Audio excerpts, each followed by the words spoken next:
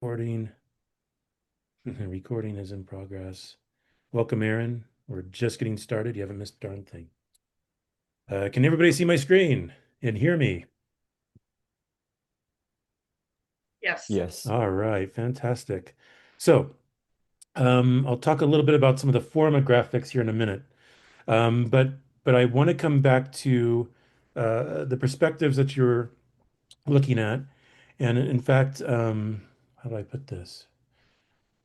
You've now designed, I think, or in the process of designing and editing two light vessels. And so getting inside of these things to see what you have spatially, to maybe even storyboard like how somebody moves through this thing, using perspective and a little bit of rendering, I think is really helpful. So here's what I'm proposing.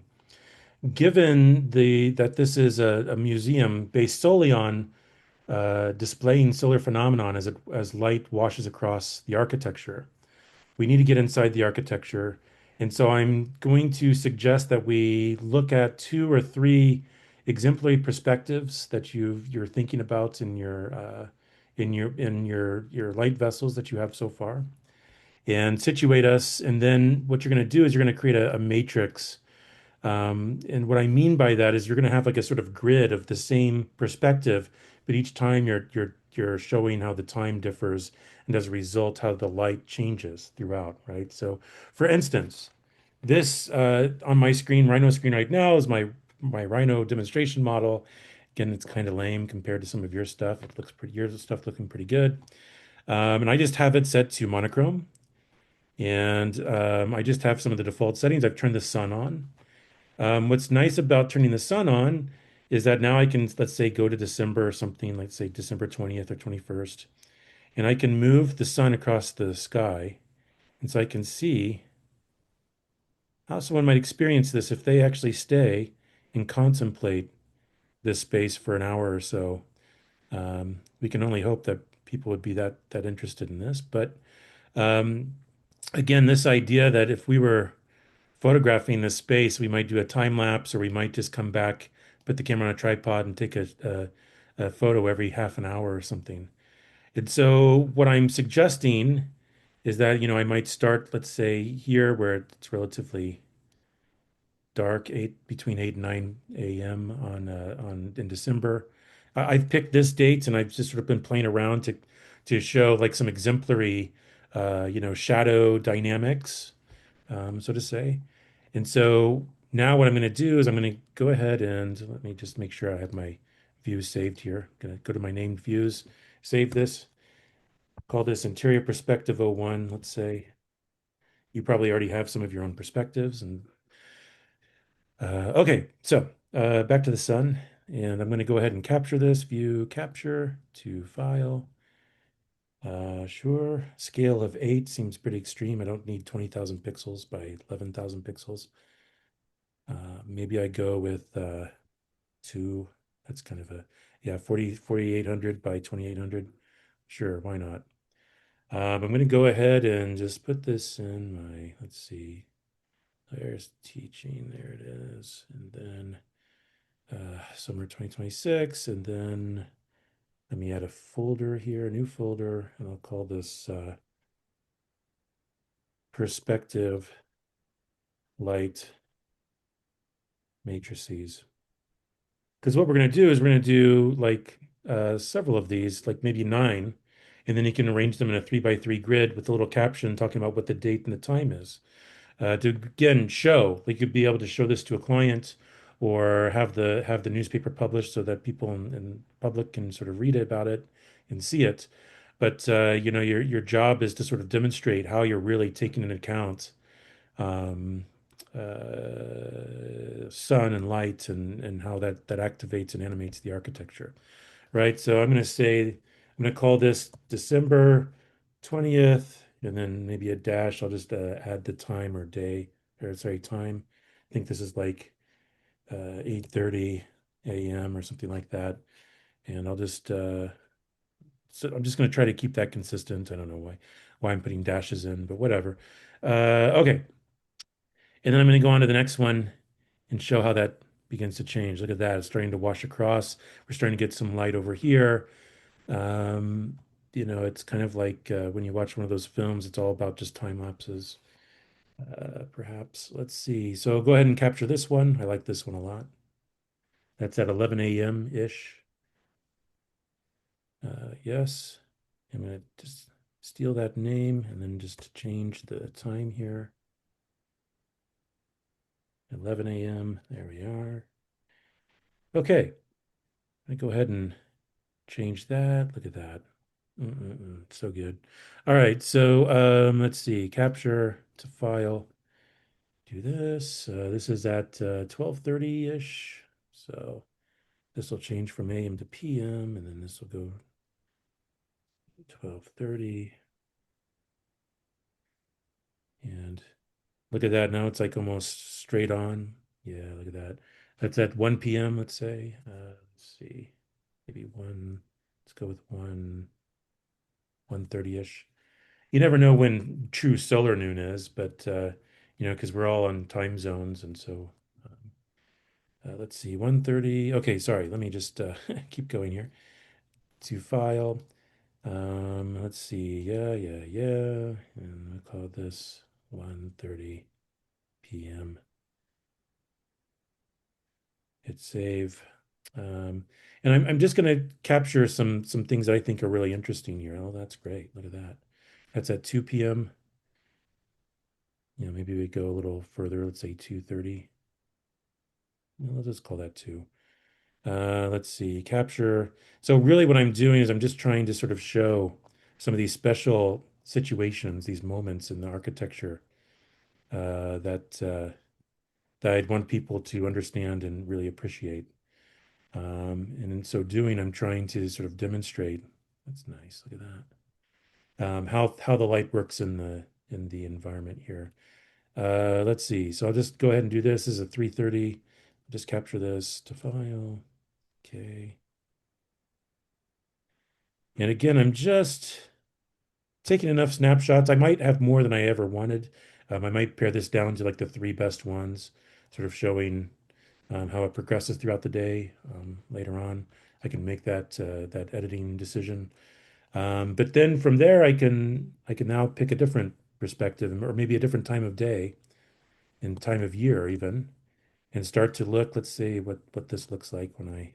Oh yeah, look at that. It's kind of interesting. Look at this pattern. That's kind of nice.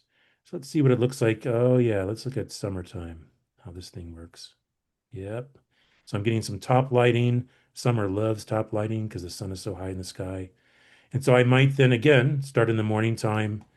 I'll just do 2 or 3 of these. Let's see, to file.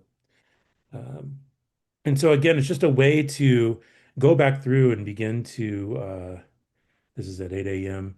Uh, this is in, say, let's call this June 20th, and let's just say 8:30 a.m. It's close enough. All right. But what you're trying to do is demonstrate like how you're starting to get inside this thing and understand light-wise what you have, right? And then begin to communicate it to others. Like, look how special this is, right? Think about those examples I showed, the Pantheon, that chapel that Peter Zumthor did, or the Ronchamp and by Le Corbusier, or those light models that Stephen Hall did, right? Like those are examples you can look at. But I want us to, now that we have these virtual models, we can turn the sun on and we can get a perspective of just about anything. We can begin to sort of create these immersive perspectives, let people feel like they're inside of this thing. It's not photorealistic. You don't have to collage all of these in Photoshop, right? What I'm looking for is really looking at surface, space, volume, and then the shadows and the light, right? Trying to sort of figure out what we really have here. Hopefully that makes sense. Let's see, okay. June 20th. This is at 11 a.m. Here we go. And then let's see what happens. Oh, yeah, look at that. So good. Things start to illuminate in some places. Isn't that fantastic? Right? I think you have to be, look at that. I love that. All right. I'm going to go ahead and put that right there. This little cutout right there annoys me, but whatever. maybe I would try to figure out what's casting that shadow and just adjust it a little bit. Let's see. But again, because this is how we, or, this is exactly what we're trying to accomplish here uh, in our design. Now I think we need to sort of go in and show it. And it doesn't happen at the very end, right? Like you don't just wait and then hope that you have really interesting things and alignments with shadows and lights and edges and things like that. You have to design that, right? So this is our chance to sort of see what we have, see if we need to make any more adjustments or modifications, right? And at the same time, here in a moment, we'll talk about forma and how we can sort of look at heat gain. But what we're trying to do is show that, we're trying to pick our battles and pick and choose our battles wisely. We want to let some light in and direct light to sort of show this phenomenon of these sort of lights and shadows sort of sweeping through the space. At the same time, we also want to sort of demonstrate where we do that and how we do that, and that we're not just letting all light in and that we're doing it sort of responsibly. So more about that here in a minute, but let's just capture this one. I'll call this 3 p.m. And now that I have a few of these, I can move on here. Um, let's see here, 3 p.m. June 20th. Right. Okay. So, and again, I'm just going to quickly make sure that I save this in case I need to go back to it later. This will be called interior perspective 2. Save early, save often. I hit that command Control S, smash that with my left hand all the time. And so back to now Forma. Um, I think, we're all in the same sort of place where we can all sort of start to generate this kind of imagery, right? So if I look at this image that's showcasing, let me just pull up my cursor so I can draw. It's showcasing this enormous cutout in the top and part of the north side. And what I'm doing is I'm sort of really showing this sort of top lighting aperture, right? This window, skylight, whatever you want to call it. And so now I can show it here and begin to talk about it and say, well, this is going to be top lighting, summertime, dramatic shadows from 8 a.m. to 4 p.m. or something like that, right? And then what I can do. Oh, I have to turn my annotate tools off just to toggle back and forth between windows. Then I can show, well, what does that mean, right? Here's what I mean by that. I can start to show what that looks like, the light coming in from that top and starting to activate and animate and light up and then cast shadows on the space inside, right? Okay, and so if I go back to this interior perspective, what am I looking at? I'm looking primarily at this window facing the south, right? And so then I can go to, on my other diagram here. Let's see, like, look at this. This is my window on the south. Oops. Oopsie. There we are. Do that. Right. And so then again, I can begin to talk about your south-facing window. It's like maybe it's like 3 feet by 15 feet tall. It's letting in a certain amount of light. I can begin to talk about there is some direct light here. It's unabated, but then I can talk about, do I need to mitigate it? Do I need to put it like a little hat here? Do I need to put a set of louvers, or do I leave it open, right? And if I leave it open, I can go back to my perspective and show what that looks like, right? In the wintertime when I get the most daylight penetration into the depths of the building, I can then start to show again, right? Like what I just did, 8 a.m., 10 a.m., 12, 2, 4, whatever.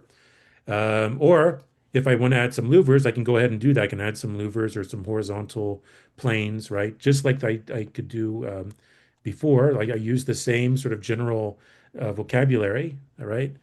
Then I can go back and then redo these studies to show the perspective. What does that do? How does that modulate the light? Does it get rid of the direct stuff? Does it make it brighter in here though? Right? As it starts to bounce around and add diffuse light, right? So do you see what I'm doing? We've gone through a number of technical things where we say, here's how to model. We're building these things. We can cut them in section. We can get insight and perspective. We can bring them into Forma and perform this analysis.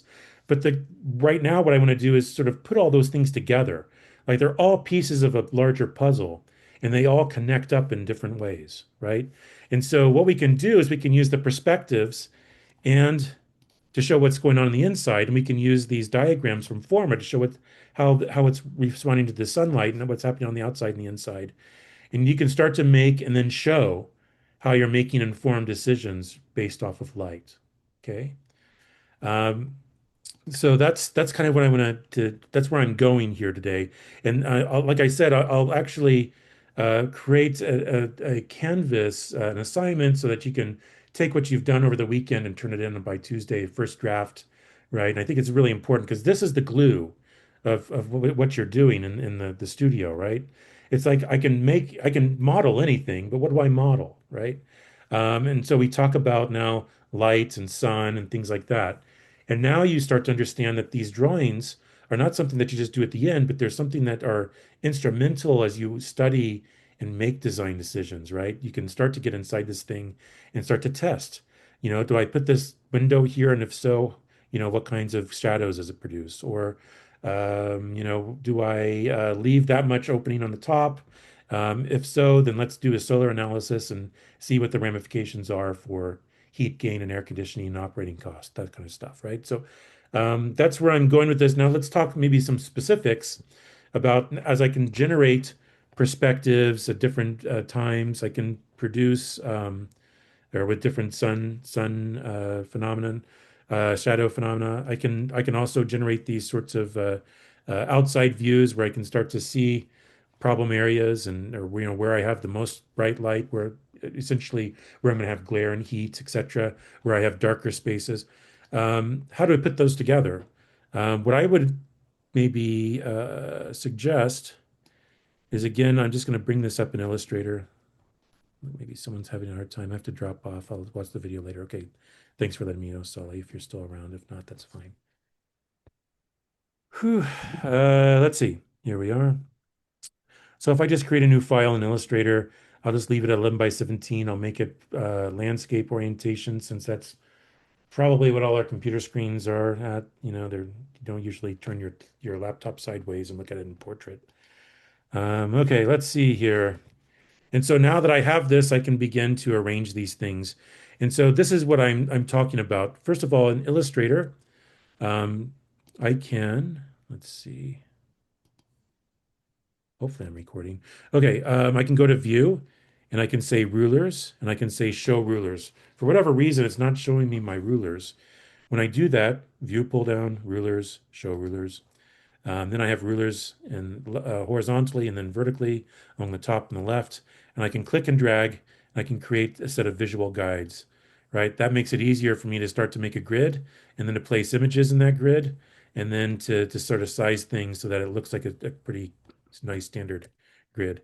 I'm not really doing this carefully, so I'll just start off by maybe placing, file place, and I'll place some of these perspectives I just generated.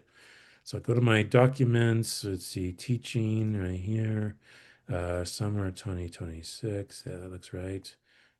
Perspective light matrices. And I'm going to go to the June. I had, let's see, I had 8 a.m., I had 11 a.m. Yeah, I'm going to do 11, 1, and 3. Those look like the most interesting ones here that sort of show a variety of lighting conditions. Um, Click, click, click. I'll just place those and zoom out a bit here. And I'm just going to go to transform. And I know I just need the width to be a little smaller than this. So I'll just change this so that they all fit on the page. I can then fit everything again. These look like they're somewhat transparent. I don't know why that is the case. It's very odd. Not sure what happened there.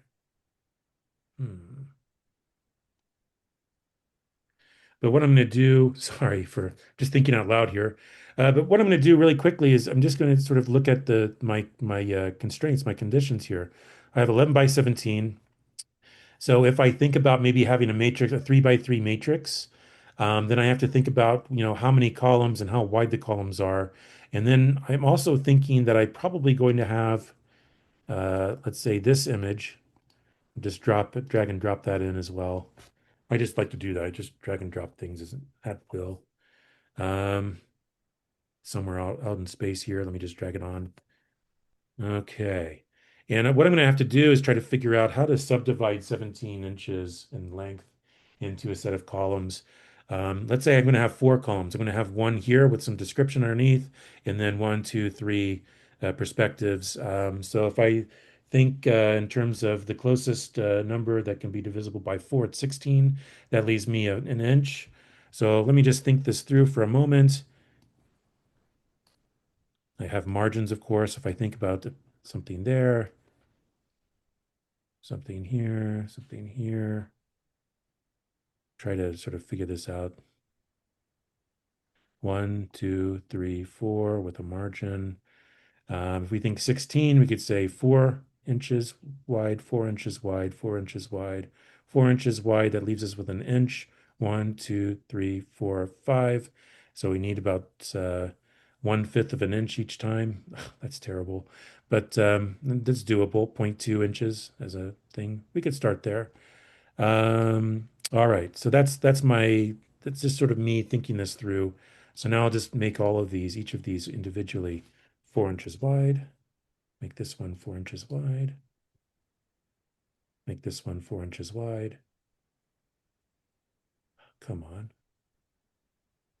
There we are. And of course, this one needs to be 4 inches wide. All right. And let's see. I'm not sure why these are transparent. I don't understand that at all. That's really odd to me. It must have been some setting in Rhino, I suspect. I don't know what that's kind of weird, but anywho, let me just quickly lay this out. So I can drag a vertical line over here. What I can do then is I can select it, and it tells me in the X and the Y. So in the X direction, I want it to be 0.2 inches. That's 1/5 of an inch, right? 0.2 inches. Then I can go ahead and make sure that this snaps to it. Right, so I can begin to then go 4.2 inches right over here. Let's see, 4.2. And then let's see, 4.4, because, again, we add a 0.2. So 4.4. So then the next one would be 2 inches over. That would be 6.4. No, 4 inches over. So 8.4, my bad. Simple math. Can't even do simple arithmetic today. If that's 8.4, then this one needs to be 8.6. All right, I'm just going through and setting out my page, right? And this is good exercise because, A, this is how you should treat all your compositions, visual compositions, right? You make grids, you use guides, you make things line. And it's how we actually approach building design as well, right? When we get into Revit, we'll start to look at the site and look at what standard steel bay sizes, structural bay sizes are, and we'll try to find that sweet spot and trying to find a bay size that lines up so that we can start to standardize and things in our on our site. So let's see, that's 8.6 I said, so this will be 12.6. Right? Design is the frame for everything here in architecture school. So we'll go 12.8. And then last but not least, we'll go, it's 17 minus 0.2, so 16.8. No, come on. What are you doing here? What are you doing to me? Here we go. 16.8. All right. So now we have a grid, at least the vertical columns laid out, that we can start to snap to and make sure everything aligns with. And we'll have to do the same thing with the sort of vertical rows. If you like Excel spreadsheets, this is right up your alley. But I always start with a grid. I mean, that's not negotiable. What you want to do is you want to make everything line up. And then, of course, I also need to start to think about standard. Oh, nope, that's not what I wanted. Clear all that. I also need to start thinking about, standard caption. I'm going to go ahead and make a text box. I'm going to not use Myriad Pro because I hate that stupid font. I think it's kind of lame. I really hate how Calibri and both of those fonts use M's, and the outside of the M's actually slant outwards. Oh, that just drives me up a wall. As someone who just loves design, that is like the worst font typeface in the entire universe. I just can't stand it. I'd even take Comic Sans over that shit. Anyway, Helvetica. Let's try some Helvetica Neue. Why not? Helvetica Neue thin. No, light. Let's go light. All right, why not? I'm feeling like adventurous today. We'll go with Helvetica Neue Light. The Germans call it Neue. All right, so in this case, I would say, let's see, June 20th. Um, and then I would say 11 a.m., right? Then I would just make a copy of this so that it's the exact same font, exact same size. I can then line it up and try to make sure everything aligns with this one, move it over, right? If I do this, if I say copy and paste, copy, and then I paste in Illustrator by default, just using the Control V, it'll just place in the middle of the screen. If I want to paste it in place, I forget what it is. I think it's Command Control Shift or Command Shift. But I can say paste in place, and then it pastes it exactly where I copied it from, and I can just slide it over to the left or the right, or up and down as needed. I believe that's just I think it's Control Shift V on your keyboard. You start to remember these shortcuts, and you become a little more fluent and agile with the software. All right, so in this case, I'll say 1 p.m. Copy, paste in place. Look at that. Oh yeah. Now I'm really dangerous. And then when you zoom in, sometimes Illustrator is really great at snapping things where you want them, and other times not. I can always look at this and then move it precisely. It's like 12.8006. No, no, just 12.8. Please, thank you. All right. And I'll call this 3 p.m. So in other words, I'm starting to make a graphic, a matrix, right? A grid, where I can start to annotate this image over here. Oh, why is it doing that? Okay, sorry. Over here, I can start to pull in leaders and start to talk about different things. Maybe move this up and down so I can start to, right? I can start to list some, stuff down here. If I need any text, I can put it down here. And of course, I'd use the exact same font, exact same size, everything like that. But now I can start to, maybe it's the same perspective, right? Or not, but maybe it's the same perspective, but it's a different time of the year. Now I'm going to December and I'm showing 11 or 1 p.m., 2 p.m., 4 p.m., or whatever it is, right? And so I can start to make a matrix where I can really show off the architecture on the inside. Think about if you had you designed this incredible museum in Las Vegas and you hire a photographer and you just sort of give the photographer a brief like I want you to really spend a day and start looking at how the lighting changes because I want to apply for the Pritzker Prize and I want to I want Peter Zumthor to want to come visit this museum and actually cry when he walks in the door because it's so poetic. All right, that's always what you want. um, you don't always get there, of course, but that's always what you want. And of course, then I could again lay these things out in a nice fine grid, make sure everything sort of stays the same, and then have another one. Okay, so that's kind of the game plan here. And now let me just turn this off. I can, you have some options, but what I would recommend, Jesus, stop doing that, please. Zoom keeps like, okay, sorry about that. Clearly, I'm a little discombobulated here with the Zoom interface, having to switch back and forth. The annotate tools are just, oof. All right, but anyway, so again, this is where again you can just sort of use your brain, right? Use your critical thinking, and start taking a look at this, right? Like someone might look at this big opening and go, "Oh, that's a ginormous skylight." In the summertime when it's really hot, what are you thinking? Like, why would you do that? And you go, "Here's why I would do that." Bam, right? Like you'd be like, "Look at this shit. It's so awesome." People would pay good money just to come here on June 20th just to see this, right? And so then the question becomes, you can start to annotate this, right? You can start to say, is this a problem or a challenge that I need to sort of look at? Or when I get inside, is this, it's not allowing too much light in, and it's allowing it in very specific places. And so I'm going to live with this, right? So to me, I think this is where you start to spell out, how you're thinking about the sun, how you're thinking about sunlight in the inside. And of course, you can do it you're showing both a sort of quantitative analytic standpoint, and then you're also showing the qualitative poetic way of thinking about light at the same time. Okay. So let's say I did this and I came back and I went to September and I started to do another sort of set of these. I have another row. Let's go to winter and do another set of these. I had one more row, and then then it's time to start a different one, right? I can then just in the same Illustrator thing, I can go to Document Setup, Edit Artboards. If I have this one selected, what's interesting about this, document setup, edit artboards, see how this one's selected? If I just copy, I think I can just paste it and then it goes right over here. There's another one.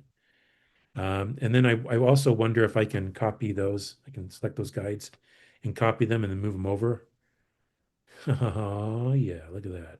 Right. So again, there's economy of scale to once you have this all figured out, you don't have to keep reinventing the wheel each time. You can sort of use copy and paste. And again, that's a good lesson because in Revit, we'll start doing that. We have certain things that just sort of copy from one floor to the next. There are certain ways to just sort of copy and then paste to each floor. When it comes to like, let's say, uh, uh, bathrooms, restrooms, janitors' closets, drains, things like that. You put them in once, and then you can sort of like stamp them up or down for each floor or whatever. All right. So in this case, again, I might reevaluate this. Let me just add this right here. There we are. But of course, I might now come back with this one. This isn't the greatest graphic, by the way. It's pretty arbitrary how it's cropped. But I do know that it needs to be 4 inches wide, and that's what's really important. That way now it'll fit exactly like the other one. And now I'm talking about this aperture, um, and I can go back and start to place those new ones. So let's see, file place. So this is just good practice again. There's a lot going on, but it's about moving back and forth, taking information out of Forma, out of Rhino, thinking about what that information says, what it tells you, and then you're basically crafting an argument that you'll be making later on, right? And so we have 8:30. Gosh, we have a lot of 11, 12, 1, 3 p.m. I'm not sure why do I have two 8:30 a.m.s, two 11 a.m.s. That's weird. Oh, that's because this is December. Huh, okay, sorry.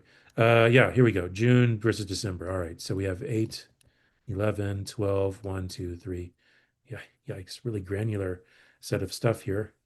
And I'm just going to plop these in really quickly. Another thing that I don't know if you've noticed this, but let's say you want to sort of make this into a template. What I can do is let me just move my zoom tools out the way here for a second. I can actually make a box and I can make a box with zero stroke and zero fill, and I can make sure that it's the exact size I need.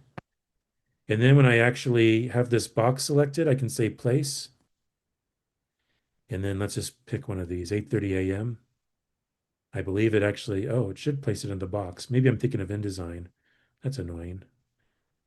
Yeah, I thought I could actually make this into a box and I could just drag and drop something into it, but maybe not. Oh well. Anyway, so I can go ahead and place these things really quickly, just like I did before. I can then resize them and then move them into position. Let's see, 8:30. And again, it takes a little while, but it's good practice. If you're like Josh, slow down, then, what you need to do is just do this more often, so that you build up the sort of muscle memory of, where things are in the app and Adobe Illustrator in this case.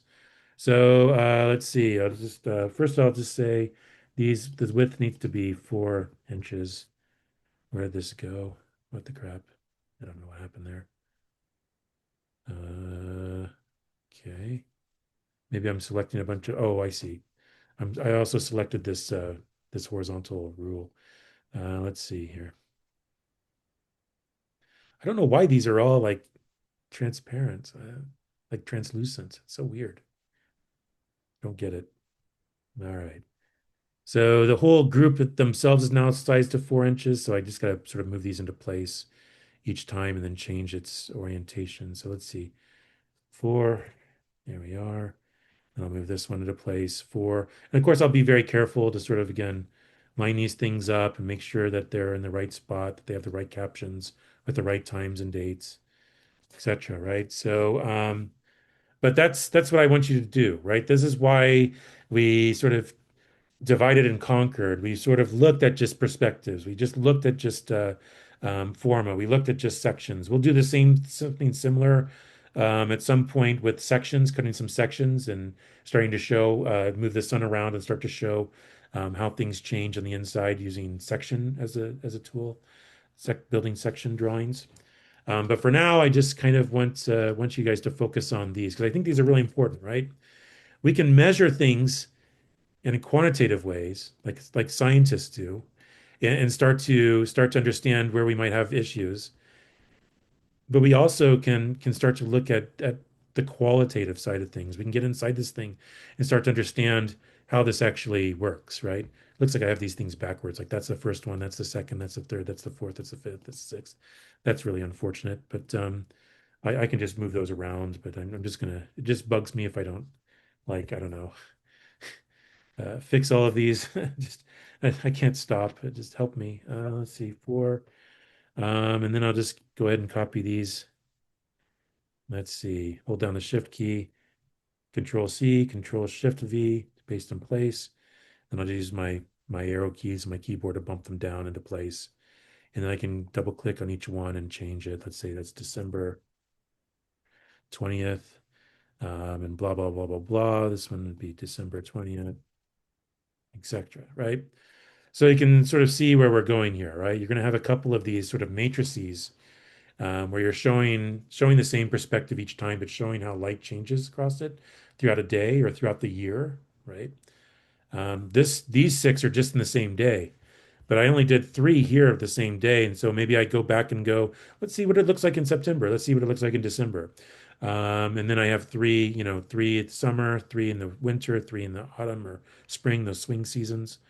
Um, and then of course I can begin to annotate things here, right? I'm looking primarily at this sort of top lighting, that's sort of cut out here in the top that sort of wraps around and lets a little bit of light in from the north.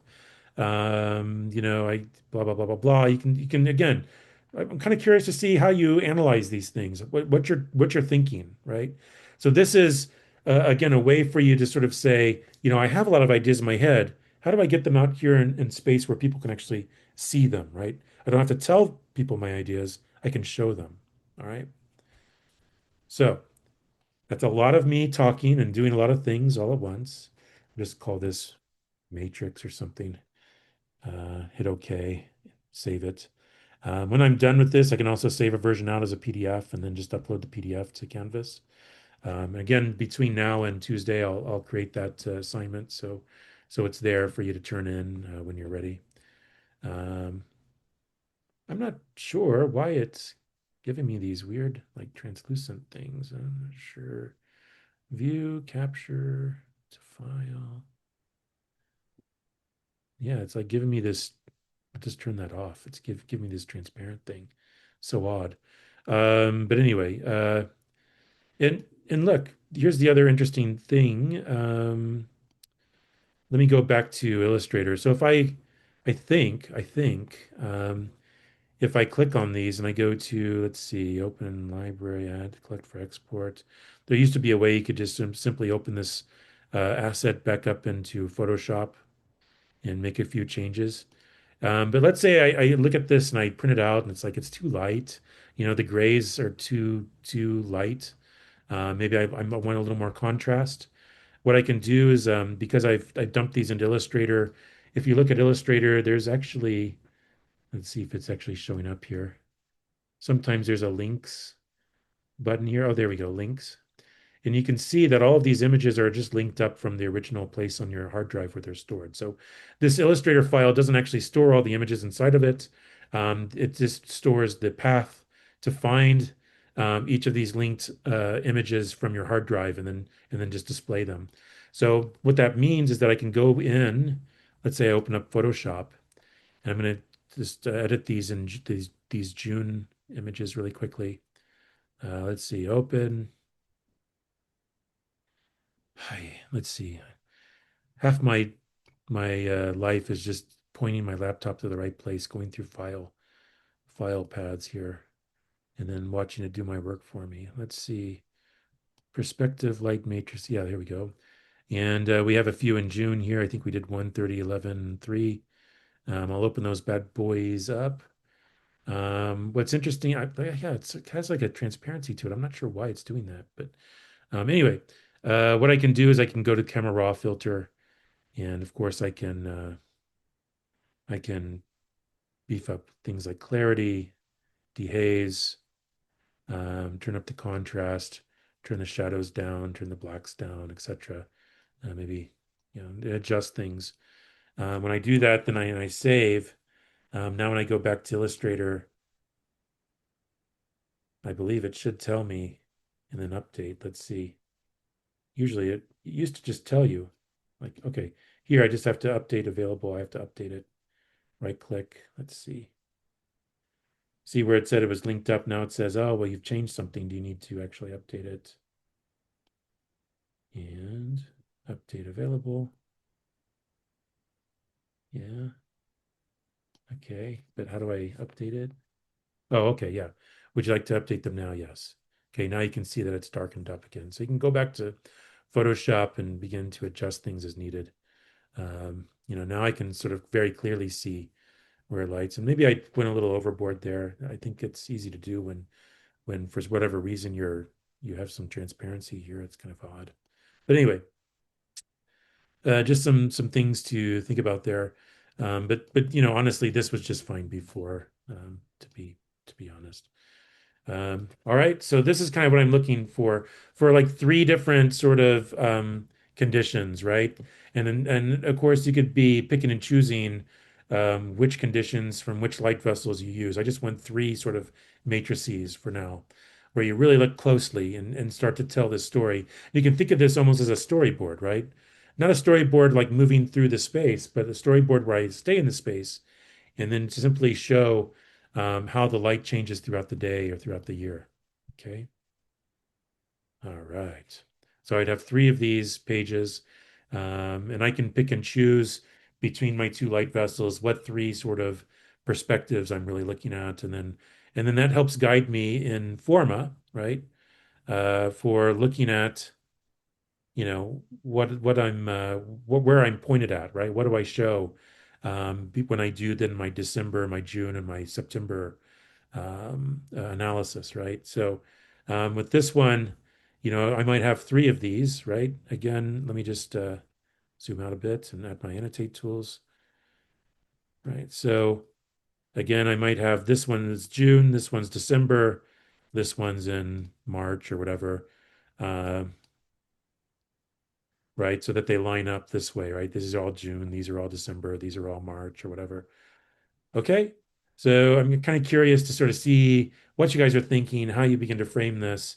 But really, this is what I'm really interested in. Like how did this thing work with light, right? If you think about this now as a kind of an instrument that could be tuned to shadows and bright spots, and thinking about how again the sun sort of changes its position in a cycle, both daily and annually. I think we can have a lot of fun here, and the reviewers will have a lot of fun looking at these with you. So, okay, are there any questions?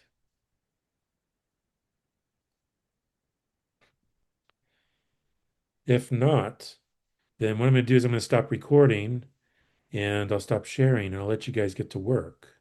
And then you can ask more questions or any questions as they pop up.